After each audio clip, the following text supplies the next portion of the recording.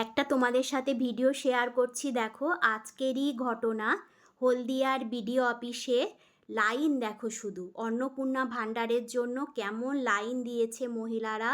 এই রোদে গরমে কত কষ্ট করছে দেখো। আমাকে ভিডিওটা পাঠালো একজন পাশের বাড়ির দাদা, তোমাদের কাছে শেয়ার করছি।